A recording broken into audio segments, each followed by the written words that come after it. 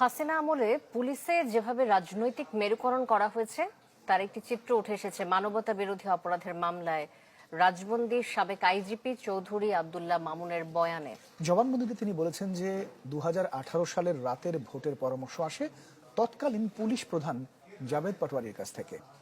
গোপালগঞ্জের পুলিশ কর্মকর্তারা কিভাবে ক্ষমতার অপব্যবহার করে বেয়াড়া হয়ে ওঠেন তাও বলেছেন আইজিপি মামুন। মাসুদুর রহমান এনে একটি রিপোর্ট করেছেন, দেখে আসবো সেটি। দেশের আইন শৃঙ্খলা রক্ষার প্রধান দায়িত্বে থাকা বাহিনী পুলিশকে যতভাবে হীনস্বার্থে ব্যবহার করা যায় শেখ হাসিনা তার সবটাই করেছেন।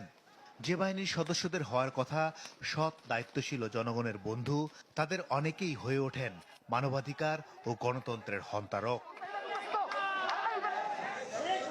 গেল ১.৫ দশকে স্বজনপ্রীতি, এলাকা কোটা আর অনিয়মের ঘুণপোকা কিভাবে পুলিশকে কুঁড়ে খেয়েছে তার কিছুটা উঠে এসেছে বাহিনীটির সাবেক আইজিপি মামুনের জবানবন্দিতে।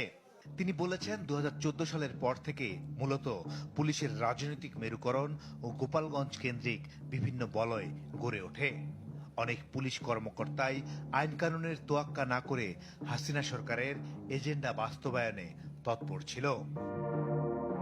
২০১৮ সালের পর পুলিশে আরো বাড়ে রাজনৈতিক হস্তক্ষেপ।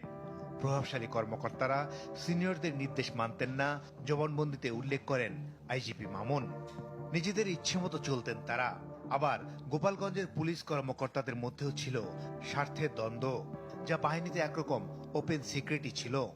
এসব দ্বন্দ্ব মীমাংসায় আইজিপি হিসেবে কপাল খোলে মামুনের। তাকে ২ দফায় ২২ মাস আইজিপির দায়িত্বে রাখা হয়। জবানবন্দিতে এমন কথাই বলেছেন তিনি। জবানবন্দিতে চৌধুরী আব্দুল্লাহ আল মামুন জানান, সাবেক পুলিশ প্রধান জাভেদ পাটোয়ারি ২০১৮ সালের কুখ্যাত রাতের ভোটের পরিকল্পনাকারী। ব্যালট বাক্স অর্ধেক ভরে রাখার পরামর্শ আসে জাভেদ পাটোয়ারির কাছ থেকে। তিনি শেখ হাসিনাকে বলেন প্রশাসন ও দলীয় কর্মীদের ব্যবহার করে রাতেই ভোটের বাক্স ভরে রাখতে।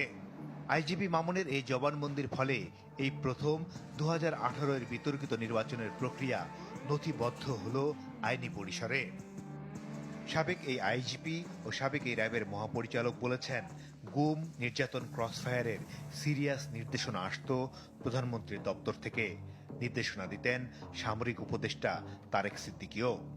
বলেছেন, র্যাব যদিও পুলিশের আইজির অধীনে ছিল, কিন্তু অধিকাংশ ক্ষেত্রেই চেইন অব কমান্ড মানা হতো না এবং র্যাবের প্রধানগণ আইজিপিকে উপেক্ষা করেই কিছু কিছু ক্ষেত্রে প্রধানমন্ত্রীর দপ্তরের নির্দেশে কাজ করতেন।